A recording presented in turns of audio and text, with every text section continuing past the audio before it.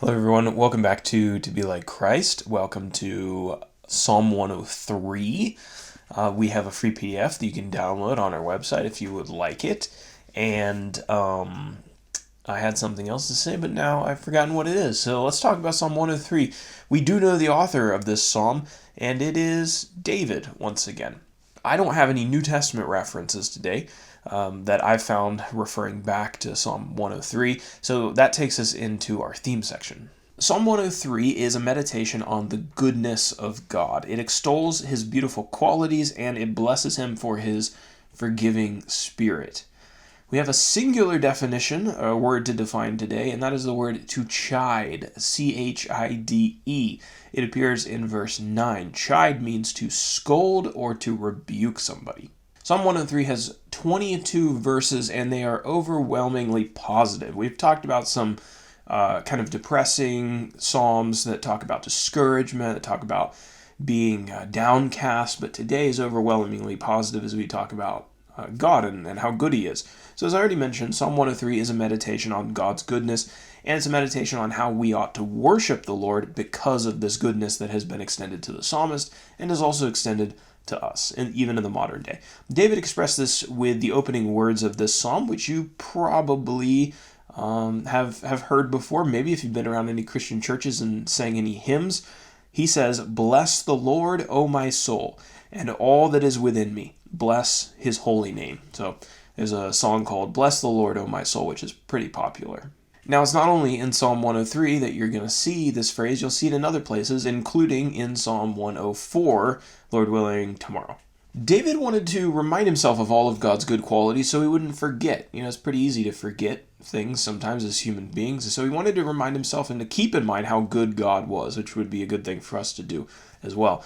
Those good qualities included forgiveness, healing, love, and mercy, and he's going to talk about other ones.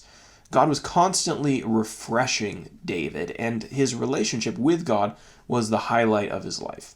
David describes God as a warrior who is fighting for the oppressed and also as a source of love who is slow to anger.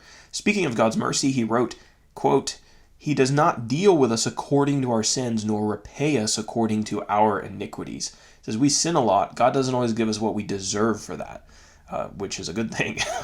And you think about David and some of the mistakes that he made in his life. God didn't he didn't receive a as harsh a punishment as it could have been from God. God extended mercy to him in a lot of those situations. You might think of like his situation with Bathsheba and Uriah and what the law called for versus the punishment that God actually gave to David through that. He showed him a lot of mercy.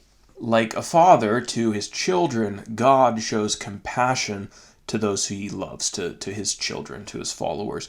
God's love is, quote, from everlasting to everlasting on those who keep his instructions and his laws. And David says that the Lord is enthroned in heaven. And David called on the angels, on the hosts of heaven, and on his own soul to bless the Lord forever. For our application today, I want to think about the overwhelmingly positive nature of this psalm and think about what we could take away from that. So there are times to be critical. There are times to discuss problems and to work on solutions. And there are times to talk about what has gone wrong and what needs to be fixed. There are times to talk about God's anger and God's judgment. But those things should never become our sole focus or our obsession to the point that they cause us to dwell in a negative state of mind continually. And it can be easy to fall into that state, especially when you're passionate about something and you care about something. I know for me personally, like there were times when I've just been negative and kind of down or critical of the church because I see all the things that need to change, all the things that could be better, things that could be improved, wanting people to be more passionate, wanting myself to, do things that I know need to be done, and you just become critical kind of everything, and you kind of live in that critical spirit. Like there's a time for that, yes, but it doesn't need to be all that we are and all that we ever express. There are definitely times when we should dwell on what is good, what is right about the church, and what is beautiful about God. And Psalm 103 is a case study in how to do that. You notice there's almost nothing negative said here about God. It's just an expression of his great qualities, right? In spite of our not so great quality sometimes.